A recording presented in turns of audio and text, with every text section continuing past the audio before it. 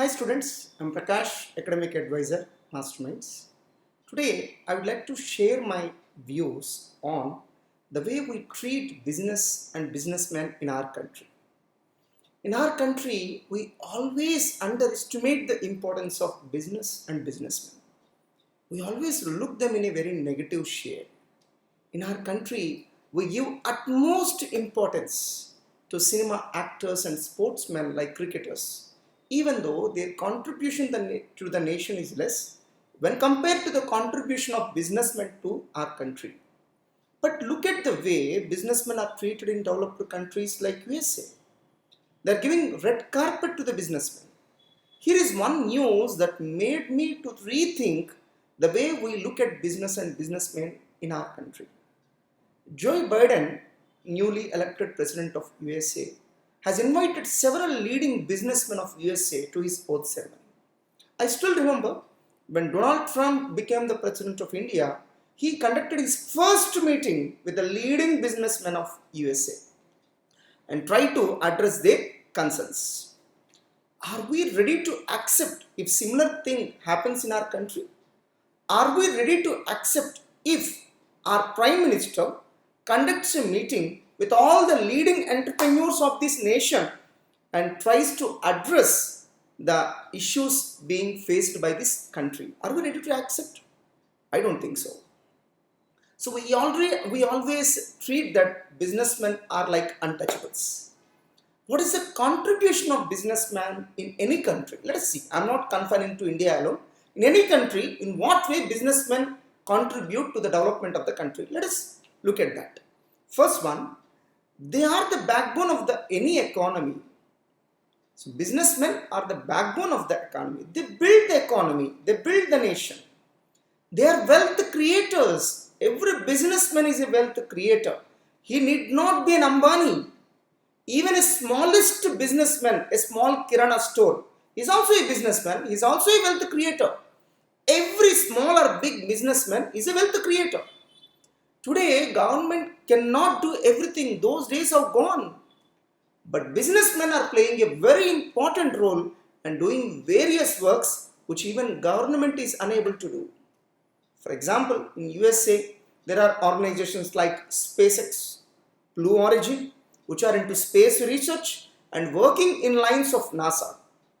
And everybody knows how tough it is to run such kind of organizations. So parallel to the government, they are running private organizations into space research. So today COVID-19 vaccines are first developed by private business houses rather than any government organization. Of course, government might have extended its help to release the vaccine. I don't deny that. They show solutions to various problems being faced by the society and helps in betterment of our day-to-day life of a common man. For example, see the contribution of Google in our life. It is helping us in every walk of our life. They make goods and services be available in the nook and corners of the country. See how a newspaper or a milk packet or a sachet of shampoo reaches nook and corners of this country in just a matter of few hours. We cannot underestimate the services of a small kirana stores in a small village. So they help to bring various goods and services to each and every person living in that village. For example, Tesla has developed electric cars and shown a classic solution to the problems of depleting fossil fuels, increasing carbon footprint, etc. Unfortunately, even governments of various countries has not done much in this area. Look at the inventions happening in medical field and how hospitals are able to provide best healthcare facilities to the people. Sometimes they are doing even better than government healthcare facilities. When government enterprises alone was there in telecom sector, very few people could afford an own telephone. I still remember people must wait years together to get a new telephone connection. After entry of private enterprises into telecom sector, today even the poorest person in this country is in a position to afford a mobile phone. See the remarkable change that has happened. We can see similar change in every sector. Today, majority of national highways, airports are built, developed and maintained by private organizations under BOT model. For example, Shamshabad International Airport, Mumbai International Airport, Delhi International Airport, these are constructed, that is built, developed and being operated by private organizations. Today, India has almost become power surplus country.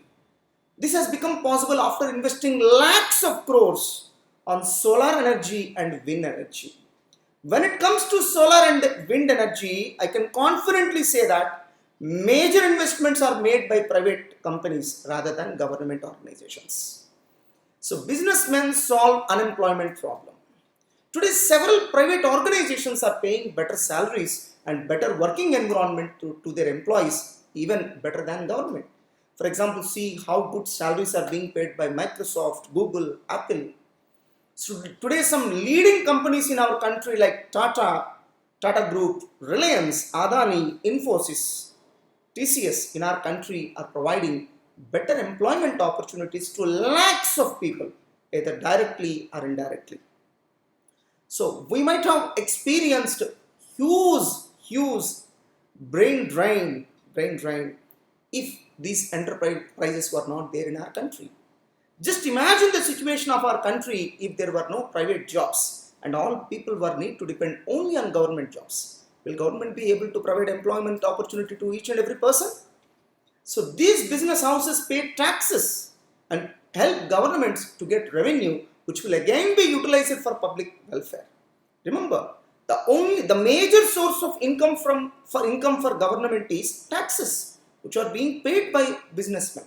Someone may say, sir, indirect taxes are being paid by people. Yes, indirect taxes are paid by people. I'll agree, but they are collected by businessmen and paid to the government.